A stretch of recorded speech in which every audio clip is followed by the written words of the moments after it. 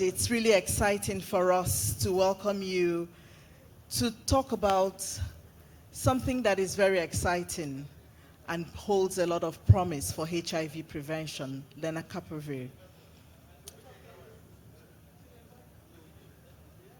Shall we settle down, please? Thank you very much. And I'm not going to take too much time to start off. My name is Akudo Ibazo, and I am the team lead for HIV, tuberculosis, hepatitis, and STIs in the WHO African Regional Office.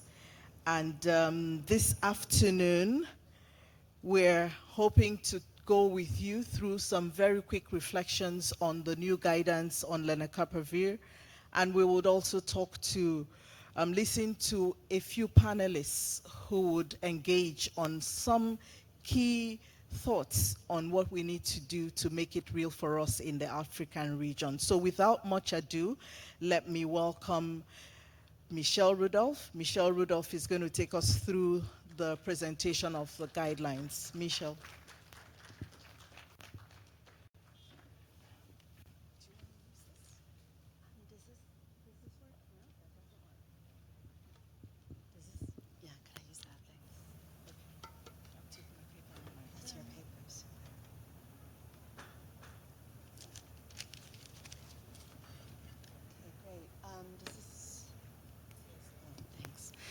So, good afternoon, everyone.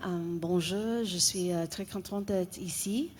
That's all I'm going to say in French. I'm very happy to be here. So, thank you so much to Dr. Akudo to introducing me. I just want to say first, to the gentleman in the back, could you please turn on the slides? Thanks so much. So, before I start my presentation, I'm Michelle Rodolph. I lead on HIV prevention at WHO in Geneva. There is my email address. Please take a copy of it, and I'm happy to share a PowerPoint version of these slides. This is WHO produced information. It's publicly available.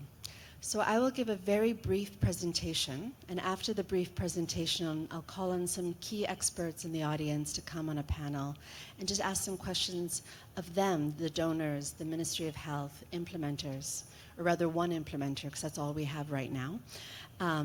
What they've learned from LEN, what are the challenges moving forward. So to the gentleman in the back, could we go to the next slide, please? Great. So for all of you, WHO recommends 4 PrEP products, 4 products for use as PrEP. That's oral PrEP, the dapivirine vaginal ring, long-acting injectable cabotegravir, and long-acting lenacapavir. This presentation will focus on lenacapavir. And I want to emphasize when we talk about targets and putting people on lenacapavir, putting people on len, the current data from 2024, UNAIDS GAM data, which all of your ministries contributed to, indicated that 3.9 million people used PrEP at least once. And what I want to emphasize is that's less than 20% of the target for people on PrEP by 2025. So this is a call to all of you that we still have work to do on getting more people on PrEP. Next slide, please.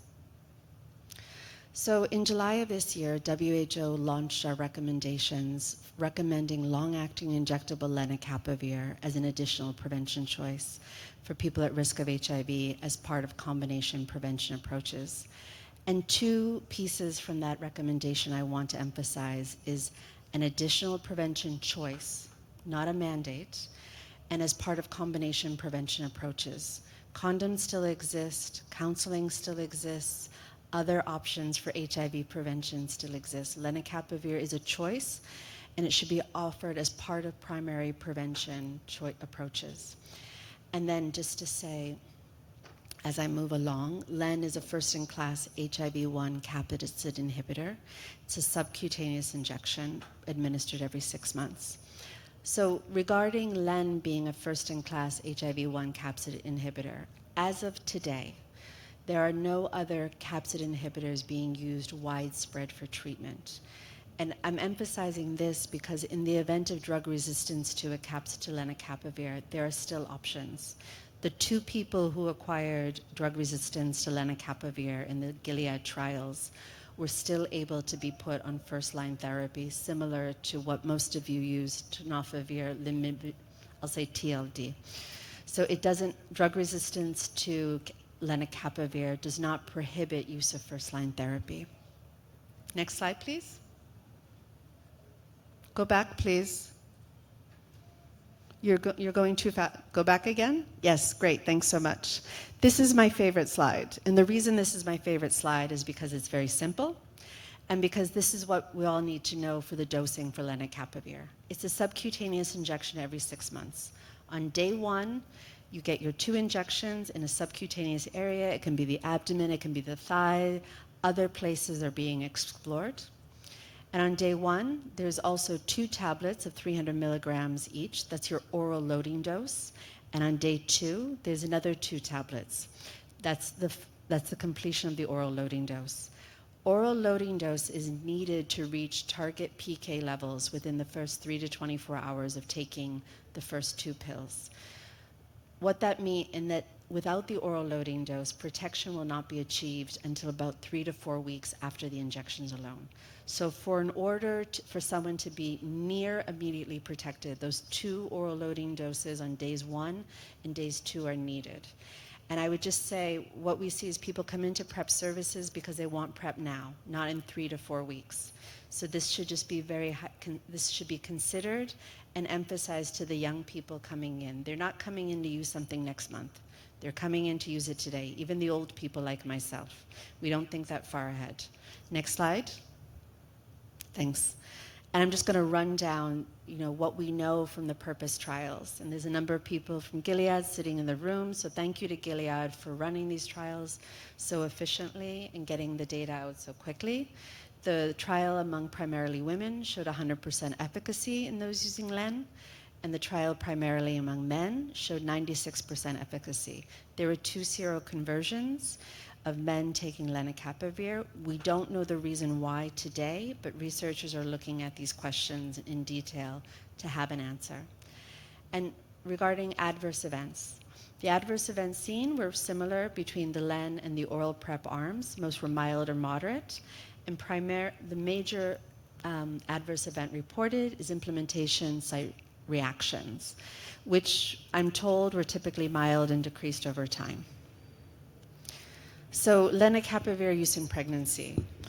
Pregnancy is a time of increased risk. Pregnancy is a time of increased risk for acquiring HIV. And in the PURPOSE trials, they were able to monitor lenacapavir use during pregnancy and birth. There was 193 pregnancies among 184 women. We learned that there's no dose adjustment required during pregnancy, with the PK data indicating the standard dosing regimen to be effective. And WHO did a very extensive review of all PrEP products, cabotegravir, dapivirine ring, lenacapavir, and oral PrEP, and came to the conclusion that all PrEP products, including LEN, can be continued during pregnancy and breastfeeding. However, when someone becomes pregnant, that choice to initiate PrEP should be made by the individual having a discussion with the healthcare provider. Taking any medication in pregnancy is a risk-benefit decision to decide, are the harms of the product outweigh the benefits? And in areas where the number of women acquiring HIV during pregnancy and the postpartum period are high, the answer is usually yes, that the little known risks outweigh the benefits of not acquiring HIV and not transmitting HIV to the child. Next slide. Oh, you did it again. Okay. I think I'm going to be a little more than 10 minutes, so I'll just try to wrap up, go a little quicker here. WHO recommends rapid diagnostic tests for all long-acting injectable PrEP products. HIV self-testing may be used to deliver PrEP, oral and dapivirine ring for initiation, reinitiation, and continuation. Next slide, please. There is a high, in terms of contradictions and considerations, a contraindication for using any PrEP product is a high suspicion of acute HIV infection. All PrEP products are approved for use in individuals weighing at least 35 kilograms. There's not an age limit, there's a weight limit. And there are no known relevant comorbidities. Next slide. So here we go through what WHO, in collaboration with the Guideline Development Group, came to consider the implementation considerations and research gaps. So I won't go through the whole list. You can take a photo. I'll send you the slides later. But some implementation considerations to consider is pregnancy and breastfeeding, differentiated service delivery models. Can we use oral lenacapavir outside of the facility? Can we look at task shifting, utilizing clinic-based pharmacies, utilizing pharmacies, family planning experts who are used to providing subcutaneous injections? And also the need for engaging communities and generating demand. If we are to have widespread use of this product, demand creation is key. And we need to look at innovative ways to do that and engage the community. And then for research gaps, product choice and switching in the real world. Persistence. Are people going to come in for one injection, for the 2 injections in 1 year, and then maybe reinitiate in a following year? We don't know. Individuals' needs and choices vary based on their personal situation. It's okay for somebody to come in once a year when they feel that they would benefit from PrEP. But we don't know what people are going to choose to do. And finally, I want to say that these further research gaps should not delay programmatic implementation in country. Next slide. Next slide again. Great. And this is my final slide. I just want to say, thank you to all of the ministries, the regulators, the researchers, Gilead. We move fast. This is a high, and let me not forget the donors, because without the donors, a lot of this wouldn't be possible. And when I say wouldn't be possible, I'll get to that in a second. The results of Purpose 1 was in July 2024. WHO guidelines came out in July 2025. That is record speed from first data to having WHO guidelines. The product was pre-qualified in October, and as you can see on the left side, there's already regulatory approval in 4 African countries with 6 more submissions that could be completed by the end of this year. And thank you to the donors, CIF, Global Fund, PEPFAR, I'm sure there's somebody I'm forgetting, Gates Foundation. 10 African countries will begin programmatic implementation of LEN in 2026. Let's give ourselves a hand here, please. So I take the final, the last but not least, offering choice in prevention and PrEP products does increase uptake, use, satisfaction, protection. The best PrEP product is the one that somebody will use and use well. And so with that, I go to my actual final slide and just say thank you. And now I'm done, and I'm going to move to the next section. Okay, so here we have an excellent panel, moving from my left to my right. I'll just do a very quick introduction. We have Nikki Naidu from BITS RHI. We have Izu Kanji from Global Fund. I can't pronounce your last name, I'm sorry. I have to learn. Okay. Izu Kanji Sikazwe, thank you. Zach Panus from CIF, Lloyd Mulenga from the Ministry of Health in Zambia, and Gugu Shabangu from the Ministry of Health in South Africa. So in this panel, we have a combination of implementer, donors, and Ministry of Health. I'm going to start with the Ministry of Health and then move to donors. So Gugu, start with you. Do you have a microphone?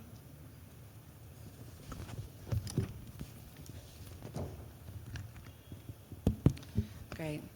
So really, I'm hearing we're running behind on time a bit. So we may not have time for Q&As, but we want to hear from the speakers. So Gugu, South Africa has led the way with PrEP implementation on the African continent, first launching PrEP in 2016, almost 10 years ago. Now with LEN, what is the impact of new WHO guidance on expanding access to PrEP and increasing demand for PrEP in South Africa? How has this helped South Africa fast-track their own implementation guidance? Over to you, Gugu. Thank you very much, Michelle, and good afternoon, everyone. Thank you for the opportunity and the invitation from the organizers, WHO. As South Africa, the new WHO recommendations expanded the PrEP tool box for us and included long-acting options such as CAB-LA and Lenacapavir. For us, it represented the most important shift in the HIV prevention agenda in this decade. So as a country, we all know that South Africa carries the highest burden of HIV globally. So this guidance really assisted us in terms of creating a very strong scientific foundation, a very strong political mandate to reshape our prevention around choice, accessibility, as well as feasibility. WHO endorsement removed the doubt from us as policymakers, the clinicians, the funders, because it created a momentum that we needed for us to actually adopt PrEP in the country, and particularly Lenacapavir and CAB-LA. It normalized PrEP as an essential part of our primary care prevention, and the updated WHO guidelines that we received as a country really made us not to actually implement PrEP as a specialized care, but able to actually integrate it in our normal primary care mainstream, particularly also for adolescent care, maternal, that was also mainstreamed, and particularly on the community-based service delivery. The guidelines and the guidance from WHO also added new prevention choice boosting demand for our young women in the country, as well as guided us in terms of how to deliver the services for the adolescent and key population. South Africa, we demonstrated that if then there's consistency in actually giving the choice for our people, as we know that we've started with our oral PrEP, we then tested also the CAB-LA, and asked for her, and the ring as well. So all of those actually demonstrated that if then they are given a choice, then it increases our uptake, and it also increased the continuity, which is then adherence. It improved confidence for healthcare workers as well as our communities. The guidance also from WHO really help us. We know that our local staff feel more comfortable when then they offer PrEP, because there's global norms that are coming from the WHO, and that is very clear. And the operational guidance in terms of, that is there in the guideline in terms of counseling, HIV testing approaches and follow-up schedules really help our providers to deliver PrEP more confidently and consistently throughout. It also unlocked the political will and sustainable financing for us as a country. Once WHO endorsed, particularly when you endorsed CAB-LA, as a country, we had a clear rationale to engage Treasury in terms of assisting us for funding, for PrEP, and also our partners. And we're so confident to start with the pricing, procurement planning, as well as domestic integration, which make it the scale up more realistic. So I will stop here, but particularly maybe if I can come in terms of how WHO guidance fast track us as a country in terms of national guidelines.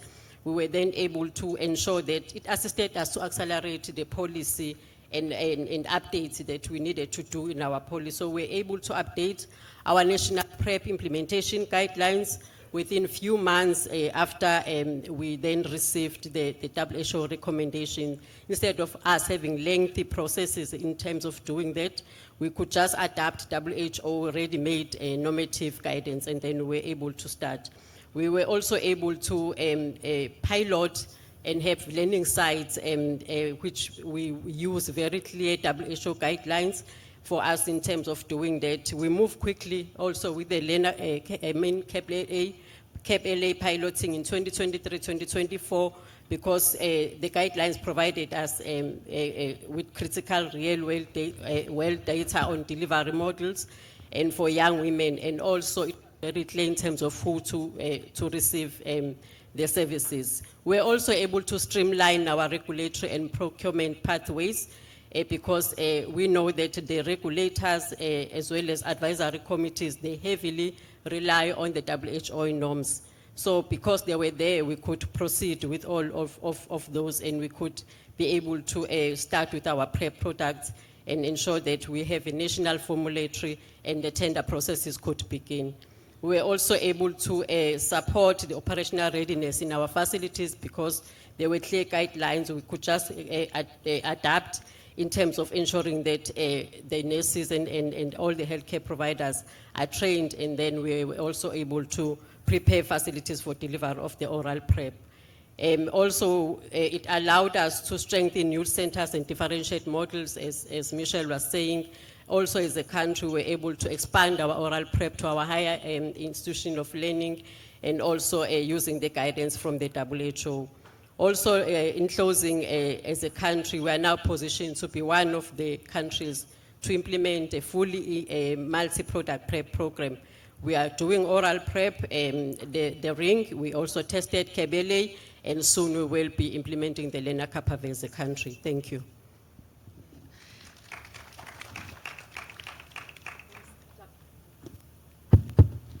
Thanks you so much, Gugu. I'm actually going to move to Zach and then Izukanji next, and then end with Lloyd, not end with Lloyd, Lloyd and then Nikki, to make a bit of an MOH sandwich here. So I'm going to go to Zach from SIF and start with a question for Zach. So Zach, SIF is invested in both countries represented here through the SIF Global Fund PrEP Matching Funds and Grant Cycle 7, and through the recent donation made for Lenacapavir. So I'd just like to ask you to share with the audience, how is SIF investing in LEN, and what are SIF's plans for continued investment in HIV prevention and testing in general? Sure. Thank you so much, Michelle. So I think in a nutshell, SIF is doubling, tripling down on LEN. But more than that, we definitely see LEN as a very critical piece of the combination prevention playbook. And I was happy, Michelle, that you highlighted that during your presentation as well, because while LEN is critical and certainly has the potential to be game-changing, it really is just one part of a comprehensive prevention program. Our current investments, though, to answer your question, Michelle, on LEN, have been really focused on procurement. So how can we bridge the gap between Gilead's innovator product and future generics that are coming quite quickly? So working to support a number of countries through the Global Fund to immediately procure Lenacapavir, which was just administered earlier this week in Zambia and Eswatini, which has been very exciting. Also been supporting the same countries with technical assistance led by the Ministries of Health to support them to prepare for and roll out LEN. Obviously, there are a number of challenges and things that we have to learn with an injection in the HIV space in programmatic use. And so that's been a big component of our investment as well. Again, though, I would say LEN really is just one option. We still are investing in our PrEP matching fund, which we think is critical for the overall enabling environment for PrEP, which will have benefits not just for LEN uptake, but for PrEP uptake more broadly. And we still think that we need to ensure that we have options for people, as LEN won't be able to address every PrEP need. I think if we look towards the future of where SIF is investing, really moving toward integrated care with HIV, sexual health care, and recently tuberculosis. I think we are increasingly focused on investments and programs where there's a clear pathway to scale. I think it's been clear after this year that we don't have the luxury of multiple year demonstration projects, and we really need to quickly start scaling up and learning and course correcting as we go. And maybe as the final piece, an emerging change or shift in how SIF is grant making is by working with direct partnerships with governments. This has been sort of championed by the family planning side of SIF's sexual health program, but we've started direct investments, MOUs with a number of governments, DRC, Nigeria, Senegal, and Uganda, and are looking to see how we can do our grant making and investing in a similar way for the HIV program. Thank you. Thank you so much, Zach. I really appreciate that answer. You definitely deserve that round of applause. So Izukanji Sikazwe, we're going to do this when we go back to Geneva. And let me put my glasses on so I can actually read. So coming from the Global Fund, the Global Fund this year has just launched implementation, is funding 9 countries to implement Lenacapavir, 9 countries in the Afro region. And I know it's been a lot of work for yourself and your team over this year. I wanted to ask if you could share what does success look like to the Global Fund in this first year of delivering a new product, and what challenges do you anticipate moving forward? Thanks, Michelle, and you do have to learn how to pronounce my name. I can pronounce yours. And just talking about success, I think I want to premise that with the UNAIDS report that came out last week, and you referenced it to some extent in your presentation. We're still a long way to go in terms of PrEP. So in as much as we want to celebrate the successes of LEN rollout, there's a lot of work to be done. Early success for me, which made me get lightheaded and really happy last week, was to hear about, it's this week actually, to hear about first injections in my home country, Zambia and Eswatini. I think a round of applause to everybody across the partnership for making that a reality. This happened barely 5 months after the US FDA gave regulatory approval for Lenacapavir, barely 4 months after WHO released the guidelines. So for me, that's a big, big success. Other success is the way the partnership has come together to make this possible. And I'm not just talking about the funding that has come through the Global Fund and support through CIF, support through Gilead, but across the partnership, including our communities being front and center in terms of advocating and ensuring that we make available this groundbreaking innovation.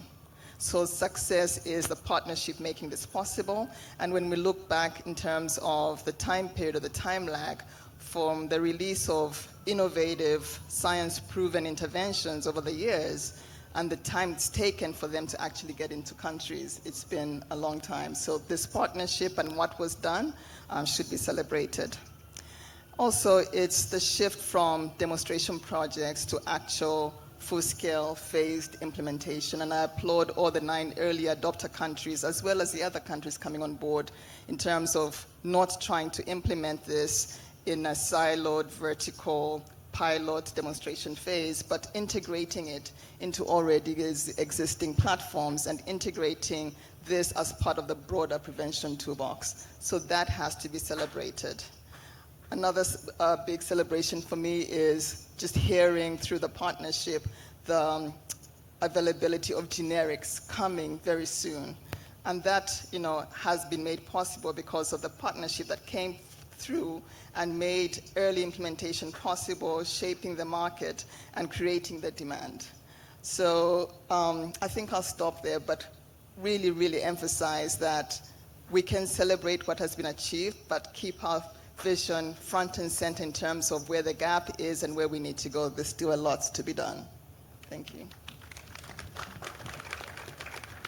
Thank you so much. That was very inspiring, very inspiring words.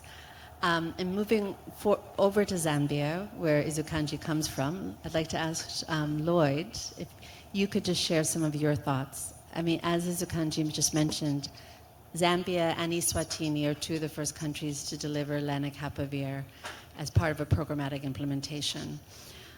What do you see and anticipate will be your challenges in Zambia moving forward, in particular reaching people in the community and achieving your goals with demand creation? Thank you, Michelle. When we started on Monday giving LEN, first of all, we thought that we'll just have a certain group of populations, but again, as we learned from the past close to 2 years of administering CAB, we had pregnant women there, we had the young men, we had older men, we had also queues in the facility, the main hospital as well. But also we had people who wanted CAB, and we had people who also wanted oral prep. So I think there is a lot more that we are going to learn around choice, also a lot more that we are going to learn around the subpopulations. But as we reach out those subpopulations, the challenges for us in government is with the changes in the funding landscape, how are we going to reach the communities? We've been going through negotiations over this MOU with the USG. And again, you see that many governments, if not all the governments, are not supported through the community activities. And as long as we use the facility-based delivery models, we are going to face challenges in administering LAN and reaching out, especially those subpopulations who are at greater risk of HIV acquisition. So to us, that is a challenge which we see, and that's where governments need to spend a lot of time to figure out on how we can reach out those populations. I'm glad to see the Honorable Minister from Zimbabwe here. And I think, sir, as you advocate for us with your fellow ministers, we need more resources going into the community through domestic financing. That way we'll be able to reach many, many people, as opposed to expecting people to come to our facilities and get land. We need to really go into the communities and also partner with the CSOs on delivery of land. In Zambia, what we have done is we are going to move into private pharmacies. We are also using the community-based volunteers, either supported through government or those supported through any donor funding. And we are also going to partner with the family planning, the injectable family planning given by community-based volunteers. But also we are receiving some support from UNITAID in trying to see if these models would work and they will be cost-effective. And I think learning from there, we should be able to move this and move to scale in LAN implementation. But importantly, we need to see how best we can engage the communities, and we need to see how governments can come in to support those communities, even outside donor funding. Thank you. Thank you so much, Lloyd, and also thank you for emphasizing that we need to find ways to engage the communities and support the government as well. With our last panelist here is Nikki Naidu from WITS RHI, and WITS RHI through Project PrEP has been implementing oral PrEP, cabotegravir, and now very recently lenacapavir, funded through UNITAID. And a lot of the WHO learnings have come from these projects. So I really just wanted to ask Nikki, as somebody else who's now implementing lenacapavir, can you please share with the audience what it took to arrive here? And how has your journey enabled you to be the first implementation science project to implement lenacapavir? Over to you, Nikki. That's working. Thanks. Thanks, Michelle. I think first and foremost, we've heard the call a few times of the value of implementation science. And so we're really seeing the implementation science agenda be the bridge between the research and the practice gap. So we've learned a lot through the trials, but under real world conditions, we now have the opportunity to understand what choice looks like, what different delivery models look like, and gather the data to feed directly back to countries. So through UNITAID, WITS RHI has had a long-standing investment, and we've supported the introduction of choice, first starting with oral PrEP. Then as the new methods became or were approved in country, we then offered the dapivirine vaginal ring, layered onto that injectable CAB, and as Michelle has mentioned, last week Friday, we launched the study which now includes lenacapavir. So with that kind of, having followed that trajectory, we've been able to generate quite a bit of data already on what does uptake look like, what will choice look like. As Prof has mentioned there, that in a lot of the studies and in Project PrEP, we've also seen that even though there may be a highly efficacious method, clients may still choose a different method because your life course, your preference changes. And so you will find dedicated users of oral, CAB, or ring where available. We've also been able to generate data on delivery models. And so we know that there might be product innovation, but we need delivery innovation as well. So through this study, we're implementing in primary healthcare facility in partnership with the Ministry of Health, where the services are being offered both in the facility but also through mobile clinics. And so through those learnings around kind of what does continuation look like, is there switching between methods, we will be able to share those learnings in real time back to ministries as they're coming out. And I think that's the value of where we're not waiting for the end of the study, and we're ensuring that the learnings we're sharing is shaping the scale-up agenda, so that we're not making mistakes at scale, but we're doing them in the most efficient and impactful way. This learning agenda also goes in tandem with the UNITAID investment to support country preparedness for LEN rollout. So we're working through UNITAID to create a cross-country learning agenda where we can share the data with the countries supported by UNITAID for technical assistance, which would be Kenya, Zambia, South Africa, and Nigeria, but through partnership as well with CIF. We're ensuring that all of the early adopter countries have the opportunity to gain from these learnings and are able to strengthen the scale-up delivery.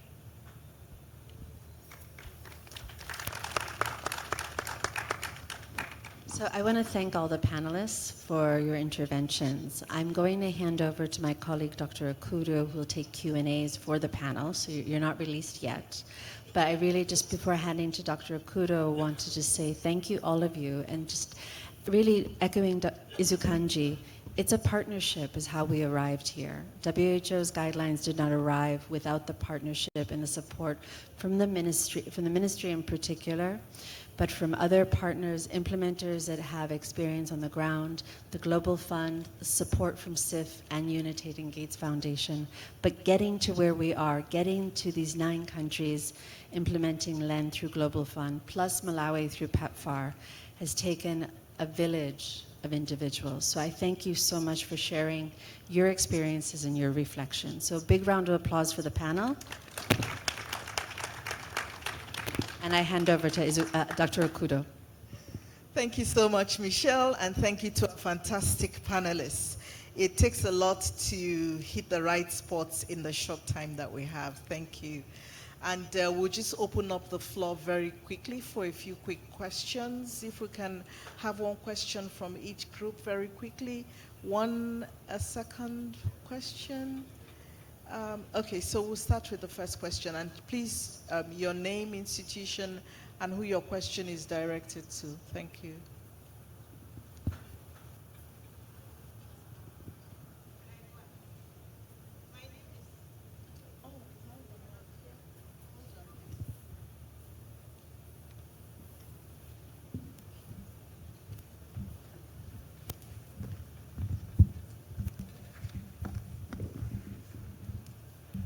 Thank you very much. My name is Rose Samuel Balabore. I work for Hope for Future Generations. I would like to say that I'm grateful, or I'm very glad for the presentations that have been made by the various countries. But I would also express that for other countries, especially Ghana, we are also looking for the choice that other countries have had, and then they are getting the opportunity to make their various choice from the types that we have, because people are also requesting to get the various types so that they can also make their choices. Now, looking at countries that have already gotten their approval, we've seen some countries that have also made their submissions. So Ghana, we are here. What are we doing? How are we looking at the regulations or the WHO guidelines in order to also get our approval or even submission to get the approval for the other types of PrEP? The oral one is fatigue for some people because of the daily pills, and then they have expressed the desire for alternatives Thank you. Thank you. I guess that's a comment for program managers and policymakers in Ghana to take note of.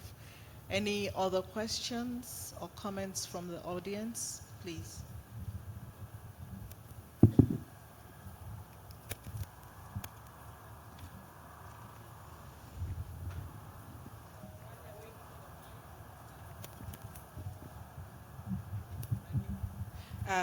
Thank you very much to our panelists for the interesting contributions. And just to say well done to Zambia for starting LEN.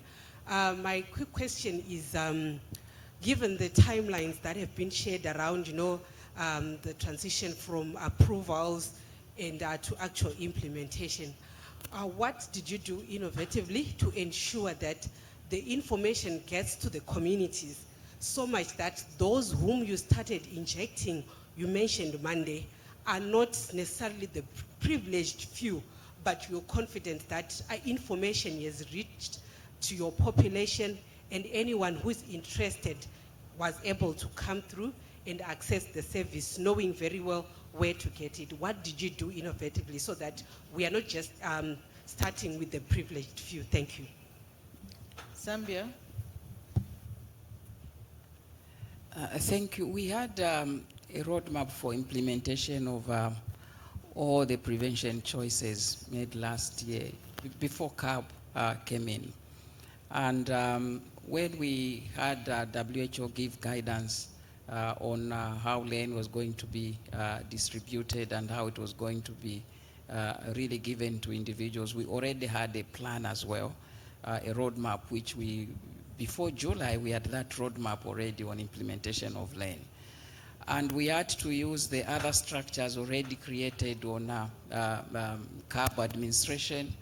We had to use the community structures. We had to use also the community radio stations, but we have had a great partnership with a lot of support. SIF has supported CHAI to help us. Global Fund has supported us with reaching out to many, many communities. We have used the radio stations, local, we have used TV stations, we have also used the politicians. By the way, we have elections next year. So when you have elections, you need to know what to take advantage of our leaders there. And we know, when they know that this is a good thing for the community, you also use politicians. So we can use politicians to also advance our cause as well. So we have used that various models, and many people, they already are expecting of this 6-monthly injectable. But it's how we deliver it is where we've spent a lot of time on how to deliver and reach those people. Thank you. Thank you, If Zambia. I can just quickly add, at the Global Fund, because her question was a real concern to us, given the really tight timelines and how quickly we're doing this. So how do we ensure that there's active community engagement and participation in terms of the entire rollout? And as Lloyd has said, the country roadmaps and planning was part of it. But critical for us, we can celebrate success as product reaching the countries and is in country in warehouses, but without that active engagement, participation of community, then we have product that expires. So that was a real big issue for us, to ensure that there is active engagement, participation, and awareness across the partnership, which includes community players, so that Zambia, for instance, could be successful and have the individuals that came through on Monday, and hopefully additional more coming through with continued rollout. And then a quick response to the comment from Ghana. We hear you, we see you, the Global Fund sees other countries coming through and asking for additional land. And we're working across the partnerships with funders like SIF and others. With Pharma, Gilead has been really supportive and part of this process, trying to see how we can get additional products to be able to fill the demand. And then also not forgetting all the work that has been done in terms of market shaping and getting generics. Again, the timeline really short. Looking at getting generics available by 2027 is remarkable. So we hear all the other countries that, we're not part of the initial 9, but we're looking to expand. Thank you. Thank you. Thank you very much. And we take a 30-second question so we can wrap up within time. Thank you. Thank you very much. My name is Dr. Bumi Amao from APIN Public Health Initiative, Nigeria. Dr. Bumi Amao. So I just want to quickly find out if what quick wins we can learn from the countries that are already that have rolled out PrEP. If we just summarize that, maybe like 1, 2, 3. Then the other part of the question is, how do we deal with the cost of LEN, which I think is about $40, which is actually discounted already. But I'm looking at being able to reach people that really need it. Thank you. Cost of PrEP, supply, and so on. Okay, thank you. So first Zambia, and we'll ask someone else to talk about cost. All right. I think the quick wins for us is making sure that we reach the right people, but also making sure that we are not very restrictive.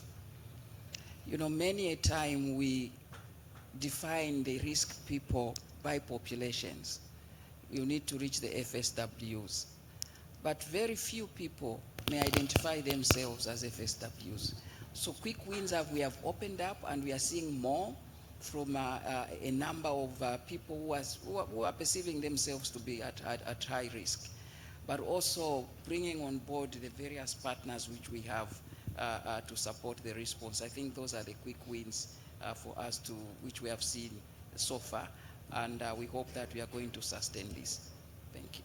Thank you, and Naidu on the cost Sure. element. Yeah, I'll start with the cost, but maybe to build on the comment as well. So through the partnership with UNITAID, the generic kind of manufacturing will come into play hopefully Q1 of 2027. So with that ability, as these programs are building kind of demand and scale, that creates the opportunity for governments to purchase the generic product, which will be with us very soon. So I think this early phase is really important for creating the market for when those generics become available and where governments have the ability to procure.